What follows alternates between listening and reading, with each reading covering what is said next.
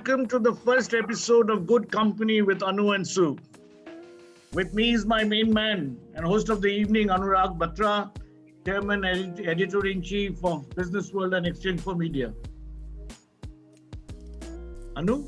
So we have a fabulous panel this evening, all brilliant and authentic leaders to discuss the most important issue, culture. Yeah, I thought it'd be a great topic because it's very, very close to our heart. But you know what? Anyone can copy a strategy, but can anyone really copy culture? That could be a great differentiator actually for an organization. Yes, and we are discussing this in post-pandemic times. The pandemic is still not over. The other area to ponder about is how can organizations remain human-centric when technology is driving the world in organizations? Yeah, that's true. But there is a common thread among the highest performing organizations that prioritizing culture beats business strategy every time. Companies that will thrive in the 21st century, culture will be the strategy. So let's discuss it with our eminent panel. It's time for you to start introducing the panel, Sue. Let me start with Bhaskar Da. Bhaskar Da is an electrical engineer from IIT Kanpur and he's currently Senior Advisor Rothschild and Company and is a board member and independent director TCNS Clothing Company Limited. He's been earlier former chairperson Microsoft India and former board member State Bank of India. Fantastic. Welcome, Mr. Bhaskar Pramanik. He doesn't really need an introduction. Thank you. Are we doing an injustice to them by introducing them? These are very famous people, Sunandan. But anyway, it's customary to introduce. A quick one. Yeah. We're going and to let me now the introduce Wikipedia Mr. bit. Dwarkanath. Till recently, he was the chairman of GSK Consumer Act and was associated in various senior leadership roles with GSK over the last 4 decades. He was also associated with the Max Group in terms of harnessing their human capital. He's held many positions which are pro bono positions and contribute to the community and society. He was the president of the NHRDN, president of the Delhi Management Association, regional president of the IMA's Northern chapter, and I can go on. Back to you, Sue. Yeah. Welcome, Dwarka. Thank you. Fabulous having you on our first webinar on the Good Company. Same here. Thank you. Let me introduce Satish Sharma, President of Apollo Tyres, Asia Pacific, Middle East and Africa. He's also been inducted to the board as the whole-time director. Satish began his career with JK Tyres, joined Apollo Tyres in 1997. Satish took over as Chief India Operations for Apollo Tyres in April 2006. A chemical engineer from National Institute of Technology, Raipur. Satish also holds a postgraduate diploma in business management from Institute of Management Technology, Ghaziabad. He's a member of the Institute of Engineers, Indian Rubber Institute, and All India Management Association, and ex-president of. Thank you, Satish, for joining us. Fabulous to have you.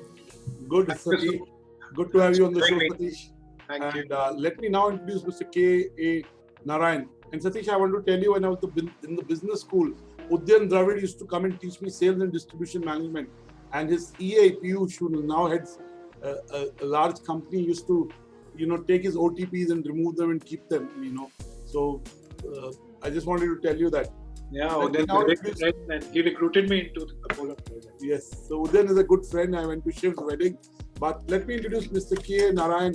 Mr. K.A. Narayan is a postgraduate in commerce, law and personal management. He has, during the course of his career, also attended various EDPs and MDPs from Harvard Business School, from Wharton and Cornell. He has been with Raymond for the last 13 plus years as the director and head of human resources.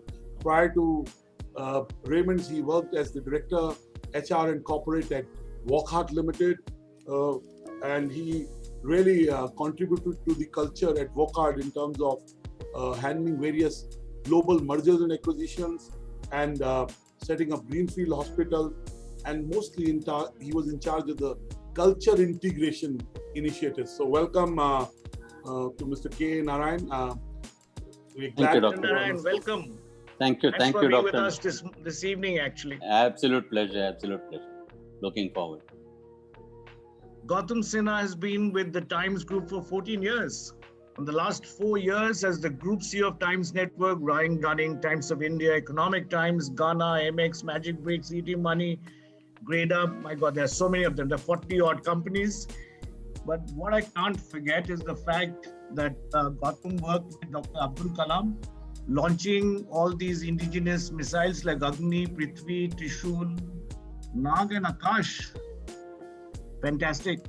So in the year 1999, he became an entrepreneur in the Valley and subsequently ran a startup as a CEO, CTO called Cash Edge in the Silicon Valley. With Times Internet Limited, he's been one of the primary architects of cultural transformation for the last 14 years. Thank you, Gautam, for joining us Thank you, Sunandan. the Valley. Thank you, Sunandan. My pleasure. Absolutely. And last but not the least, let me bring in the lady leader. You know, culture also means inclusion. It means breaking stereotypes. It means doing more with what wasn't done in the past. So let me introduce R. Mahalakshmi. She's Director Human Resources at Mondelez India. She's a member of the Asia, Middle East, and Africa HR leadership team and part of the India country leadership team with over 23 years of experience. Mahalakshmi has worked across business consulting and human resources and in industries in FMCG, telecom, pharma, and consulting. A certified life coach, winner of many women leadership awards for her work on business and transformation and business impact. And I'd like to mention that she was our Women's CHRO of the Year at the BW HR Excellence Awards last year. Yes, I remember that. I wouldn't want to miss an opportunity to plug that. So back to you, Sue. Welcome, Ma. I would call you Mahalakshmi. Many thanks. Ma, welcome. Thanks for being on our show. My pleasure, and it's an honor.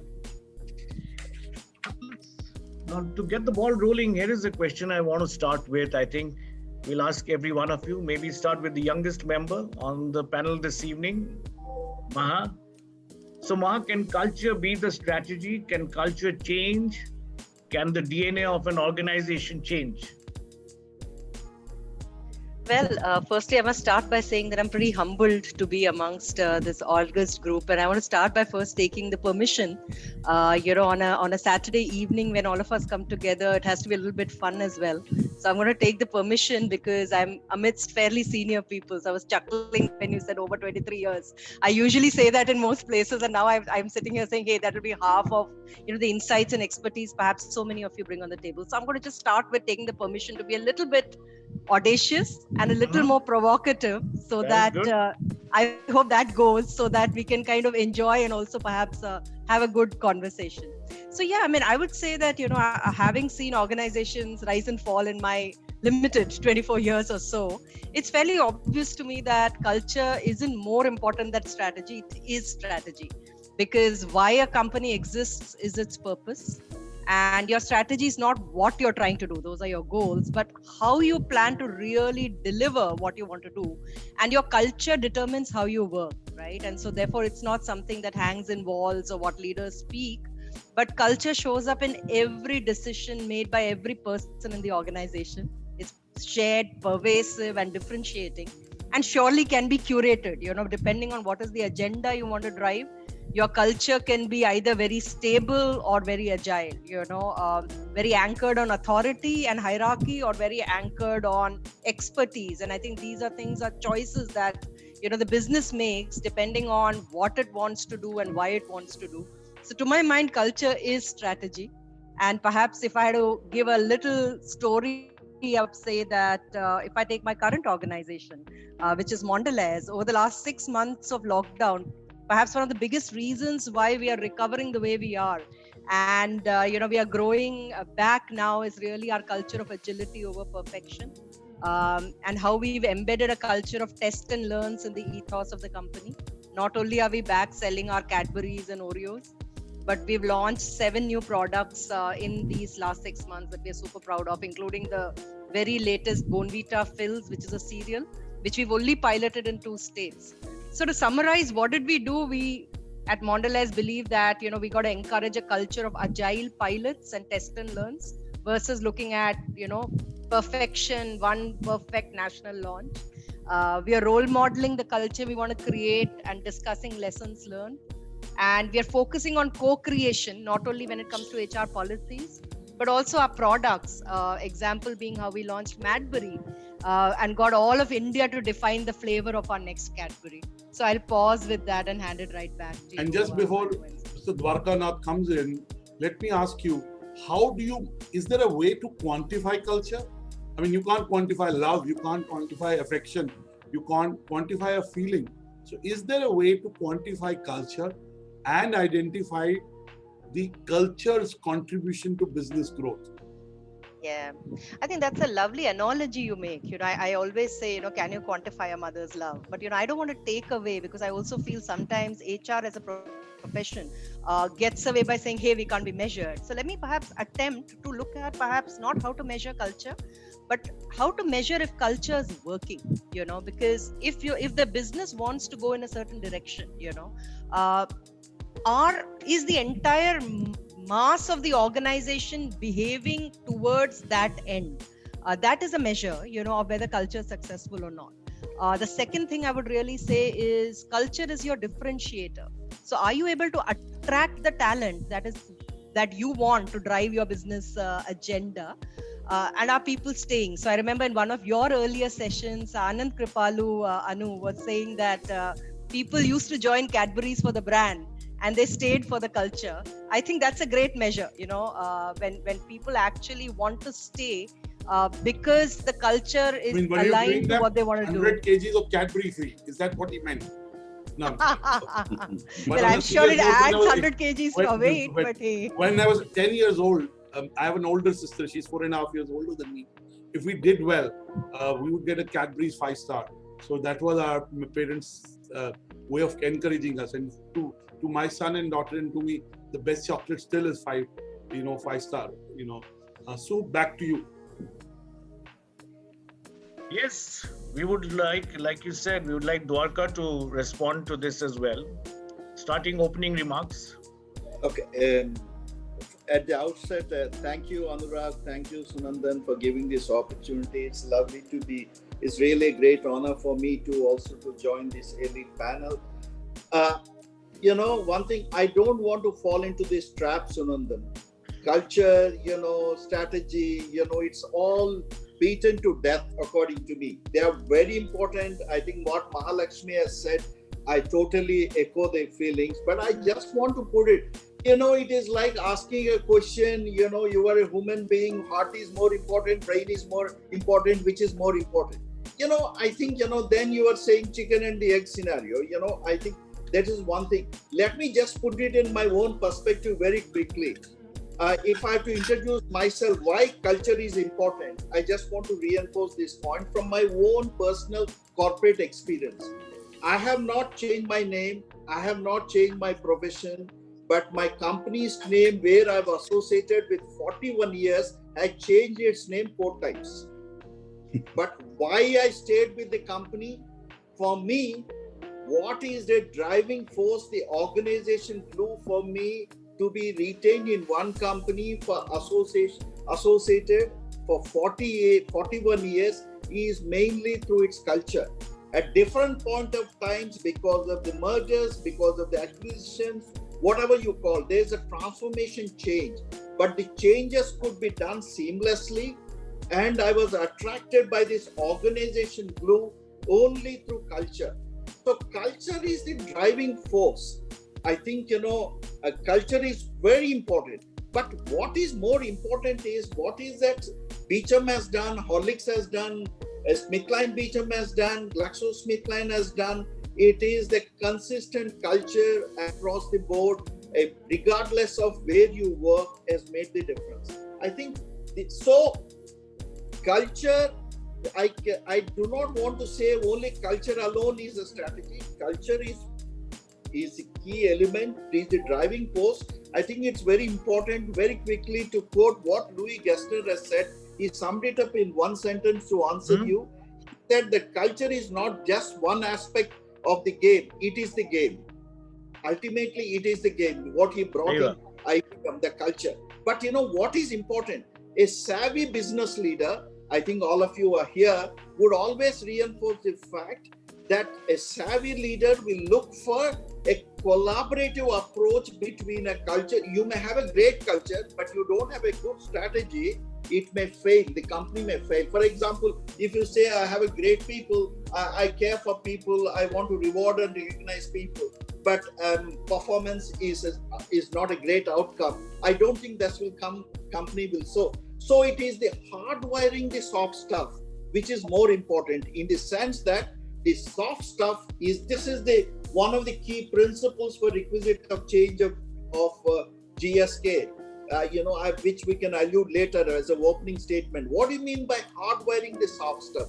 The soft stuff are the values, beliefs, and principles. Hardwire is the strategy, processes, and methodologies you adopt. So it is a combination of hardware and software which makes a company sustainable, growth-oriented, and successful, win at the marketplace, which can give a motivation both for the employees as well as the other stakeholders. That would be my approach to start with. Brilliant. And very interesting. And just quick interlude, is why is culture more important post-pandemic? Is it, first of all, am I assuming it should be more important? Or Mr. Dwarkanath, I would like to address why it is more important post-pandemic.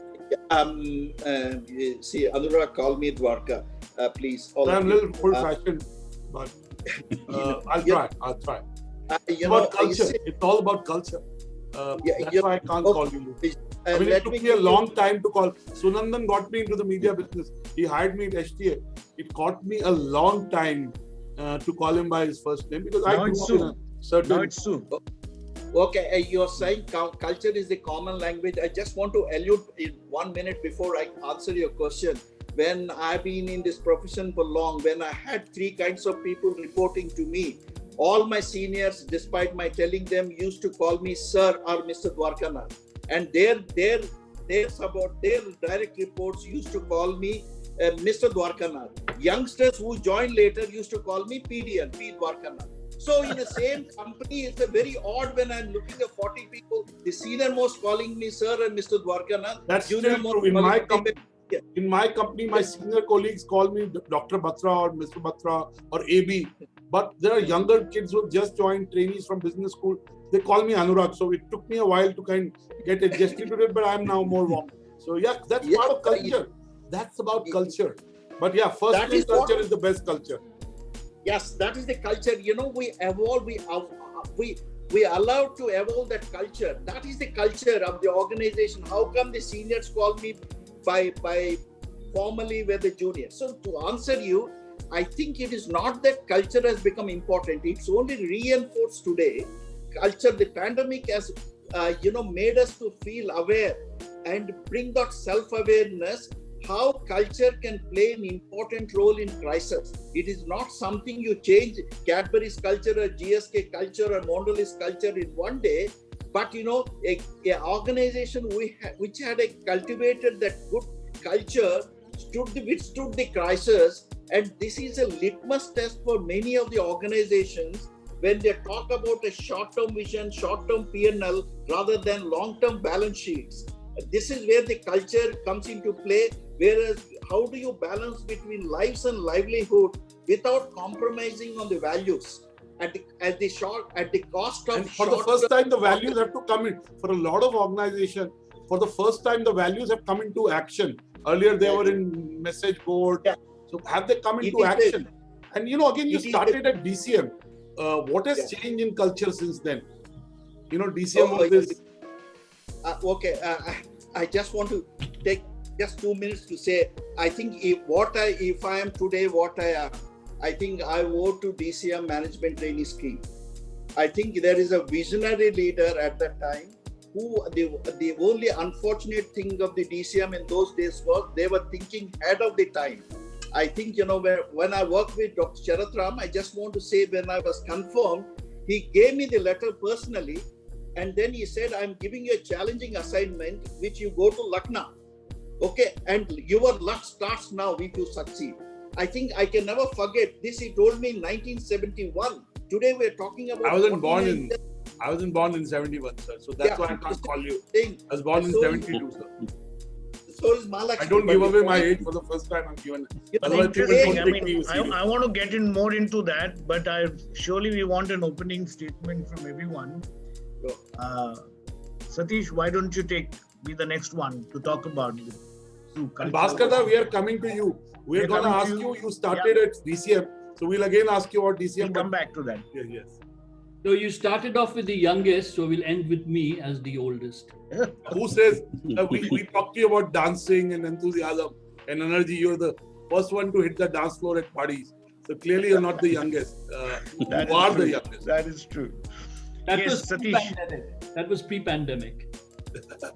Yeah, hi guys. I mean, once again, Yes, my side, thanks for having me. I think between Maha and Dwarka, we have already covered the subject quite elaborately. But my perspective is this, that strategy is fairly contextual. And in my experience, mostly strategy is about the business. You know, the way I look at culture as a strong enabler, look at the behaviors the lack of which might, impede the success of the strategy. And if you have those, then you could really, have a very successful execution of strategy. So it's mostly always about the business, with culture sort of anchoring the whole strategy in which it's ensconced. Right. There are obviously times when, culture takes center stage. Supposing you go and do a merger and acquisition, you have to integrate the two teams. Yep. Then that's the time when culture would be the core strategy. Or let's say, like Maha was speaking about agility. If you have to build agility or any other transformational journey in the organization, then culture would be at the very forefront as a strategy. So I think, like Dwarka said, it's the combination of the two. Who's playing tango? It's just the magic. How do you optimize the two to get the best out of the system? That's what a leader, as a shepherd, you are trying to do all the time.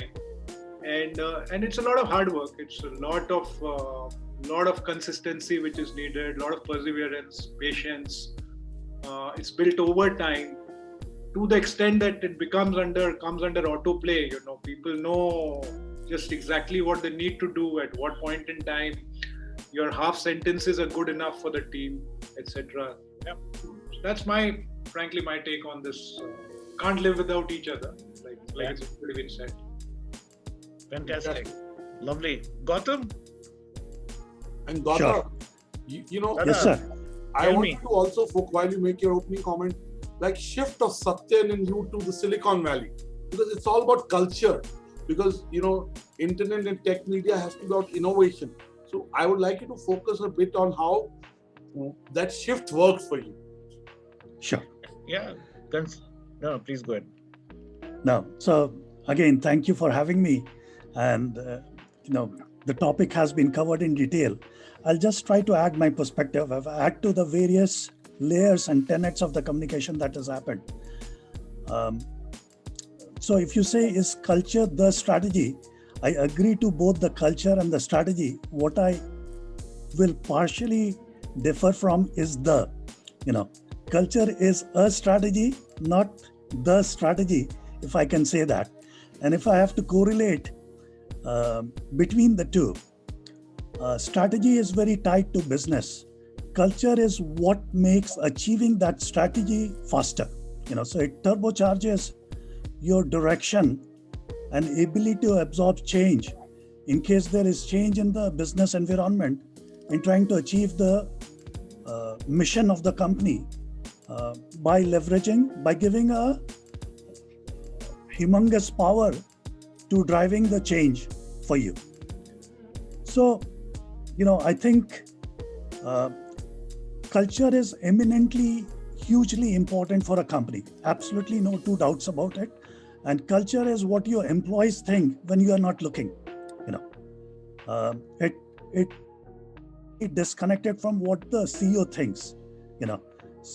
So if you think that you have achieved a good culture by writing it on the wall or putting it on the website, I think you are absolutely wrong. An organization typically has 5 or 6 layers of management. And when you say you want to tweak the culture, you have to go down all these 6 levels of management to make sure that's completely imbibed in their thought process. Whatever be the tenets of culture, a culture has multiple tenets. So if you want to push meritocracy or faster time to respond or day one culture, which Amazon has popularized and imbibed in themselves, and say, can I take this tenet and make sure it happens in my company? And what's the order of timeline that is going to take? It's very easy to say, we can improve the culture, and like the previous panelist mentioned, very difficult to quantify. But in my view, any meaningful change around culture takes 5 to 6 years, and I'll probably in the later part of the panel, I'll talk about a little bit of my experience as to what I went through in Times Internet and why a complete alignment is required between the leaders, between the managers, between the shareholders to actually influence the culture if you are trying to make a serious change around it. So these words are easy to say: meritocracy, transparency, lack of entitlement in a company, but very different to execute around and make sure the entire organization believes in it. Just taking an example on diversity. In about 4 years ago, we said that as a company, we need to imbibe diversity in our culture. So let's put a target around what that means and see if we can quantify that, because as an organization, that's an element that you can quantify and say if there is differential in salary across grades and across genders and across various forms of diversity. The first time we set a target, which was in 2015, and then after 6 months when we reviewed, we actually failed. We came back about a point. We were at 28% of diversity at that time, and when we did a review 6 months later, we came to 27%. Then we are not doing something right. So what are the layers that has to happen, that has to change to actually improve on that metric gradually, slowly, but surely? Today we are at 32%, and that's a definite change that has happened within the organization over the last 4 years. So anything that you want to focus within the cultural aspect, or the cultural tenet, takes time to execute and takes time to drive within the layers of the organization so that it reaches everyone in the organization, and the company has to be patient about it. I'll stop here, and That's fantastic. When you said about what people do when you're not looking, you are sitting halfway across the world and managing the organization from there. So that's evidence of that. But I want to ask you before we go ahead, that, you once mentioned that in terms of change of culture, 95% fail. What makes the 5% succeed? See, cultural transformation, and I think I'll answer this question with a little bit of my experience with the group. In 2007, I had moved from Silicon Valley to Times Group. Times Group at that time was about a 170-year-old company, And then if you are running a digital organization within it with a strong culture of the print ecosystem,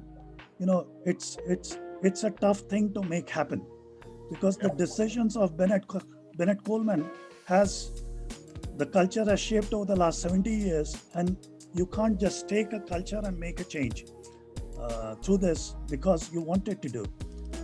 Since I was coming from the Valley, it was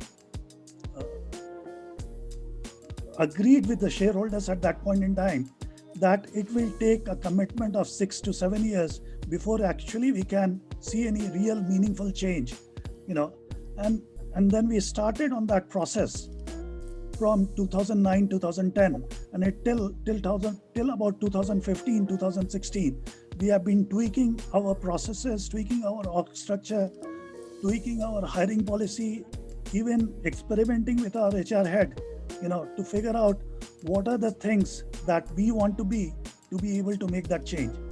Now, when you take a 6 to 7 year process of a transformation, anything changing, including the vision, the person, the leadership, or the commitment to that purpose, is a recipe for failure. So if someone has moved out, part of the team who was driving that change, that would have been a setback for that change. So getting a consultant and saying they can change the culture, that's not the way to do it, or even the words used like digital transformation. But until it's fundamentally understood in its layers as to what it means, that transformation is very difficult to happen. And because it's a long term, I had said, 95% of the chance if you try to go on a journey, and it is hard. It leads itself to failure, for the most part. Talking about failure in terms of transformation, I remember a discussion with Mr. Narayan, and he's been involved in a lot of mergers and acquisitions when he was with Wockhardt. Tell us more about it and tell us what you think about, can culture be the strategy? So thanks, Anandan, for having me on this. I think this is a trick question, I would put it. Whichever way you answer it, you can be right or wrong. So, and as Dwarkanath said, it is something which is being beaten to death. And I think McKinsey initially thrust it on our head while you were in college that culture follows strategy. And then Harvard came and said culture eats strategy for breakfast. So, it has been going on for years together. But talking from my personal experience, I must say that I worked with two organizations, significant part of my career, apart from starting my career in different other companies. But the journey with Wockhardt was more of building the organization brick by brick. So when I joined, it was a 100 crore company, and I joined as a manager in the personal department that time. And when I left, it was a 7,000 crore company with hospitals and a lot of acquisitions, a lot of new businesses, setting up new areas. So what I found was, it is very important to understand the difference between the culture when you are in a startup or in creating an organization vis-a-vis in an established legacy organization. So currently I am in a group which is 95-year-old group, which is Raymond. And the difference and I think it will be useful to talk about the failures. And your question was also whether one can change the DNA of an organization, right? Right. So from the failure point of view, I must say that there were several failures in my efforts of looking at the aspect of culture. And particularly of interest would be to talk about some of the mergers and acquisitions which we did globally. So we went on a global acquisition spree. We went and acquired companies in UK, USA, Germany, France, Ireland, and all over the world. And what we found interesting was when you assume that you want to impose your culture on the acquired company. Typically, the mindset for an Indian company or Indian promoter is, I have acquired that company, so we must have a similar kind of a culture and processes.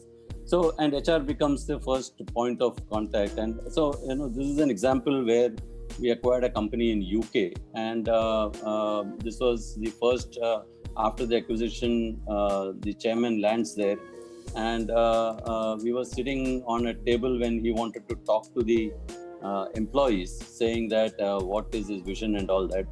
And seated next to him was the union leader. Now, this union leader started calling him Hi Habil, and with a smoke in his hand. And he was sort of saying that this is all good to hear your vision, but you must understand that we are also not an old company. We are not a new company, and we have been successful in our own way. So don't tell us about all your big lectures that you are giving us here, but let's talk about what is your goal and what you want to do and how we want to create value together. So that was the first setting the ball rolling in terms of the conversation. And then thereafter, it was sort of, we tried several initiatives which it did not succeed because, if I go and talk to them and say that this is a performance management system, this is a form, I want to do a 360 degree in this company, the leaders there would simply say, no, we don't agree with this. So that was a starting point of the journey of understanding the difference between how when you create an organization, you work on the building blocks of a culture, vis-a-vis when you go into an acquisition or a merger, how the whole situation changes, and therefore how to adapt and create a hybrid and a blend of what works in the context, rather than saying that this is a template and this is what we will do. So that's one story, and there have been several stories like this of how this whole thing panned out in my current setup. So we can talk about that, and I can give you more stories. I'm just curious, how did the chairman respond to the union leader smoking? Did he offer him another cigarette? Or a lighter? What happened next? Yeah, so that's an interesting question. So firstly, he didn't like it. So he was staring at him and he says, will you stop And is smoking? he a smoker or not? No, he is not. He is not. So, he is a teetotal. I mean, he is not a smoker for sure. And he hated anybody who was smoking in his presence. So it was difficult for him to say, but he told him on his face, will you stop smoking? And that man said, no, this is my right, and I'm not going to stop smoking. So you do what you want to do. And what do you do? I mean, it is a meeting in which everybody is sitting there. And all the leaders are sitting, and the leader and the union leader is sitting there. And he is openly saying this to you as a chairman. So then we had to tell him, okay, please, for the time being at least, we don't permit smoking in our meetings, so we can talk about it later. So, and then we convinced him to put off his cigarette, but it was an embarrassing kind of a moment. Thank you so much. Very interesting. Yeah. Bhaskar, you had an interesting career which, worked with 3 different types of organizations, completely different: Sun Microsystem, Oracle, Microsoft. Should be interesting to hear from you. Sure. So first of all, I think, all the panelists, starting from Mahalakshmi, I think has very clearly defined the difference between culture and strategy. And whether you want to call culture strategy or you want to consider it as different, it's really up to you. But both are equally important. And my experience working with multiple different companies clearly indicate that, and I'll share some of those thoughts. But basically, to paraphrase what I've learned today, what I've heard today, and what I've learned from my experience, is that very clearly, the goal of any organization is really to strive to pursue and sustain excellence. And they do this by 2 means. One is what I call collaborative engagement, and the second is through disciplined execution. Collaborative engagement is really what we've talked about. I think all of us have talked about what is the purpose of the company, what is the vision, what are the values which we hold dear, what is the culture of the organization, and most important, what are the leadership behaviors. To me, it's collaborative engagement or culture which is the glue that binds an organization. And that's why culture becomes really very important. The second area is disciplined execution. And this is typically defined by the mission of the company, the strategy, the strategic priorities, targets, milestones, including the brand promise. And this is, while collaborative engagement is the glue which binds people together in an organization, the disciplined execution is what I call the grease. It sort of makes things happen in a certain predictable fashion. Both are equally important in terms of ensuring success. So if I look at culture, the benefits of culture is that, and I think we've talked about this, is that it actually is a set of habits that allow a group of people to cooperate by assumption rather than by negotiation. What will you do when somebody is not supervising you? So based on that definition, culture is not what we say, but what we do without asking. And a healthy culture allows us to produce something with each other, not in spite of each other. And that's how this group of people sometimes generate much bigger than the sum of the individuals involved. The other area where culture has a very, very important is again something which I think Mahalakshmi talked about, is that culture enables the velocity of a function. You can do things much faster. So let me give you a few examples from my experience. So I was with Sun Microsystems for over 14 years, both in India as well as in the US. And this was an icon in its time with a strong, what we would call a North California culture. Very innovative, extremely aggressive in the marketplace. It was ahead of its times in terms of its technology. What we call cloud computing, Sun Microsystems called it the network is the computer, but that's what led to cloud computing. It invented Java. It was completely based on open source, very transparent, huge amount of collaboration. And in fact, the definition of culture in Sun Microsystems was that it was a group of entrepreneurs who were loosely coupled by email. That's really who we were. And if you look at the people in Sun Microsystems later on, they went and headed Google, they went into Microsoft, Satya Nadella is from there. So they went to all over the industry. So here is an example of a company which became the leader in workstations, the leader in servers, the leader in became the dot in the .com, and then it went broke, it went bust. But it had a strong culture. And the reason for that is that it made a mistake or a couple of mistakes in terms of its strategy. It was too much dependent on its own proprietary hardware, and it didn't realize that hardware was going to be commoditized by Intel, and therefore prices were going to crash. And the value they had was really in their hardware. They gave away their software for free, not realizing that that's where the value is. So now fast forward, I was in Microsoft as chairman of Microsoft in India for 6 years. And 3 years was with the old management, which was basically Steve Ballmer, and 3 years was with Satya Nadella.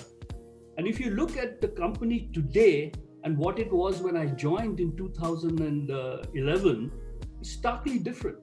In those days, when I joined, everybody used to talk about Microsoft with respect, but basically as a has-been.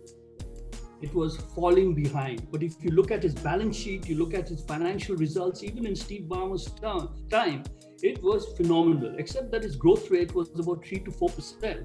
But if you look at its earnings per share, if you look at its profitability, if you look at its revenues, it was all pretty large, and it was always there in the top 4 or 5 companies in the world. But what did Satya do? He realized that it was a slow, lingering death, which Microsoft was undergoing, and therefore it had to do something differently. And he basically did 2 things. One is he obviously changed the strategy of the company, but prior to that, he actually redefined the purpose of the company. He says we are no longer a PC company, but we're a company which empowers individuals and organizations to be able to do more. He redefined the culture of the company. He says that we will not be a company with a fixed mindset. And I think, Mr. Dwarkanath will appreciate that, because we've discussed this a couple of times. A lot of companies over a period of time, they believe that they know it all. They believe that they know the answers to everything. And if something doesn't succeed, the other person is wrong. The belief is that you hire the best people. If they make mistakes, you fire them and you get additional set of people. And over a period of time, you therefore get into a bureaucracy which is very good at following orders and doing things on a repetitive basis, which is what Microsoft was. But it was not able to innovate. It was not able to do things differently. And it was scared. People were scared of making mistakes. Even the performance appraisal system actually mirrored that. And one of the things which Satya did was that he said we have to move from a know-it-all organization to a learn-it-all organization. And he adopted what he called the growth mindset. And I think a lot of the folks in HR know what this growth mindset is about. It believes in the value of human beings, that human beings, if you are giving them the right environment, they will continue to grow and they will produce better and better results. And if they make a mistake, allow them to reflect and correct their mistakes. But they need to because mistakes is what makes great things happen subsequently. So the first thing he did was he changed the approach of the company towards a growth mindset. Number two is he said, let's focus on the customers. You'd be surprised, a company which was 40 years old had forgotten what a customer was. It really focused on basically selling to the same customers, and it basically didn't want to grow its customer base, either with new products or new services. And that was one thing which, a lot of old companies tend, that they have this tendency to ignore their customers. Number two, it says that we have to become a much more diverse organization. And number three was that we need to become one Microsoft. And the goal of every individual is to actually grow, every day they must provide differentiated value. Now you'd be surprised that while this sounds very fluffy, this was built on a set of values which Bill Gates and Steve Ballmer had built into the company over the last 40 years. And we didn't change the values, we just changed one value. One of the values we had was one about being self-critical.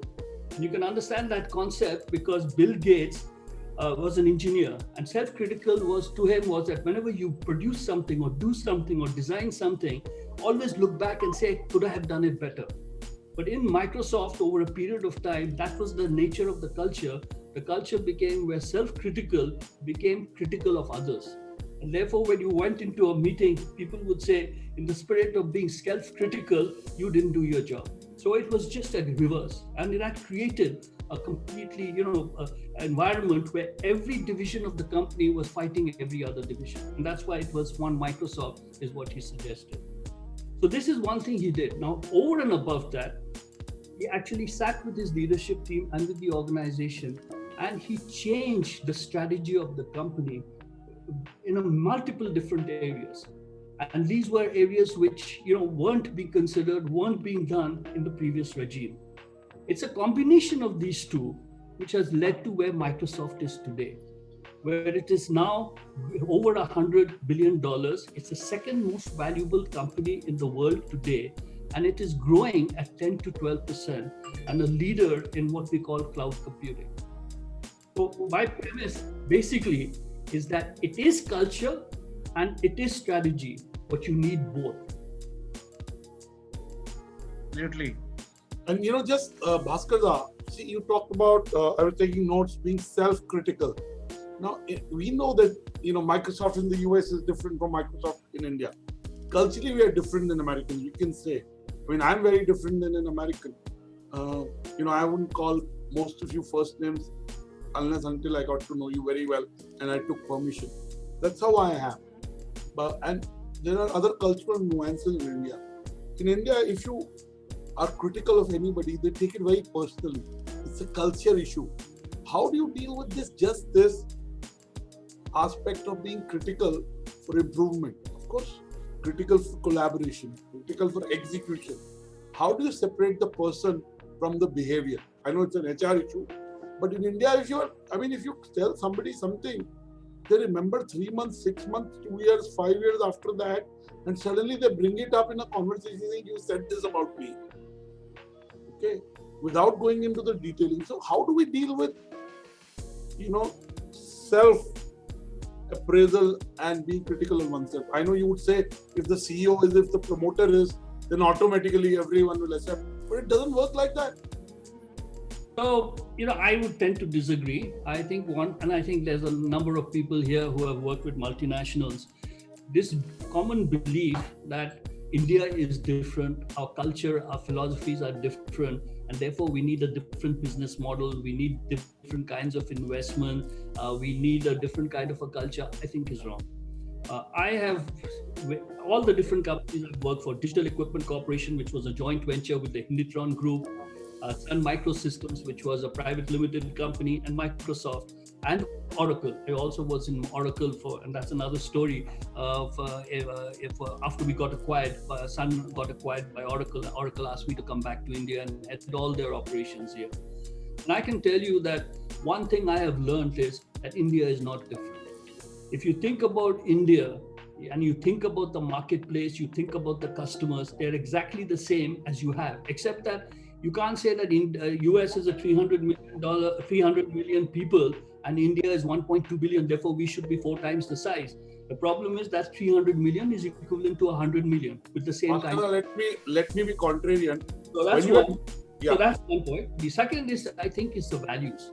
The values and the culture. If you try to be different from the values and the culture of the organization which you join, and I've joined a lot of these companies at their peak, and if you try to bring about a difference, it is very difficult, but the system goes against you. So to give you the example in Microsoft, when I That's joined, strong. That's how strong the culture is. Absolutely. So when I joined Microsoft, I found it very difficult in the first years because the culture of Microsoft was completely different from the way I thought it should be based upon my son's experience.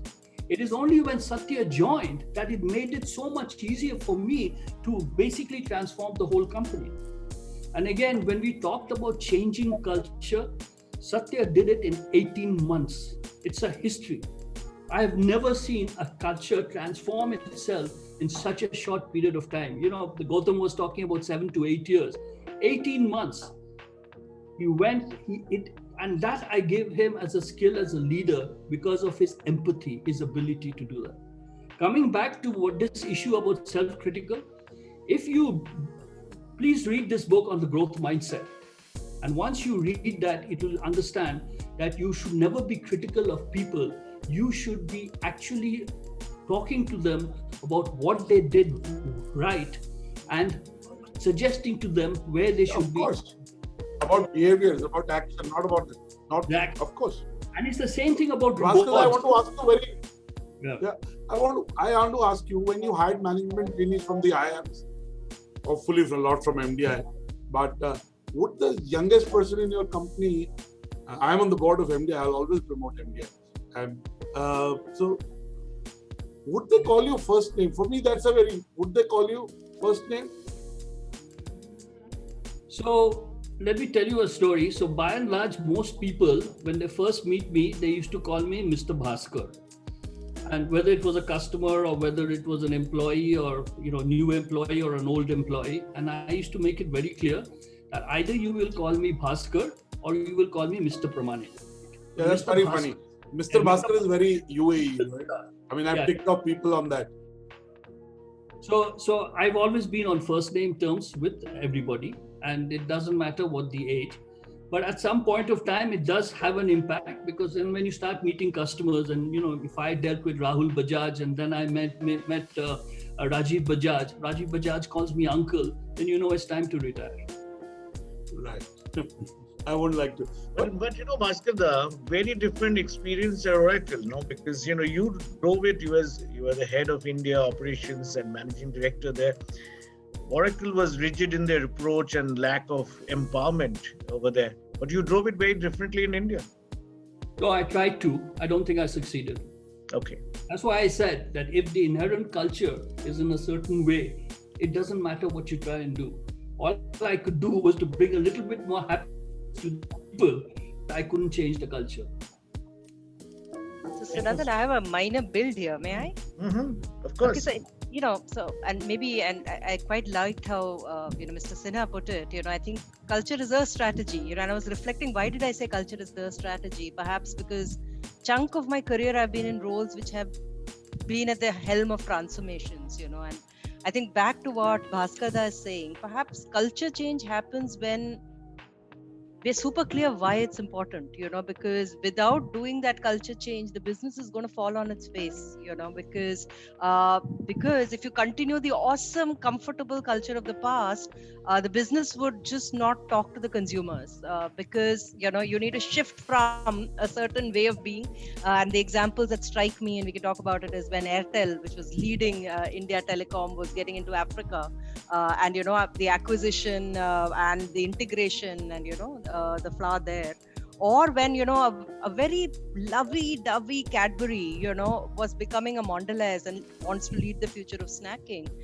the burning platform, has to be has to be clear. Two, then has to be created, because if 4 people believe that it is important, it won't happen.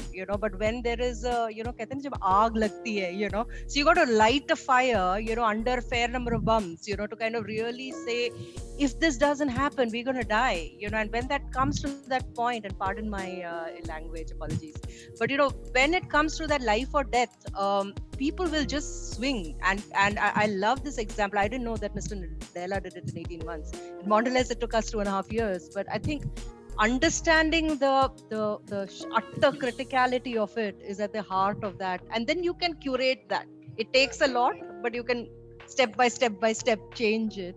But otherwise, two people can't, two people can, but it'll need the whole village to be corralled together. So, I mean, that's really maybe a little build from my side. Yeah.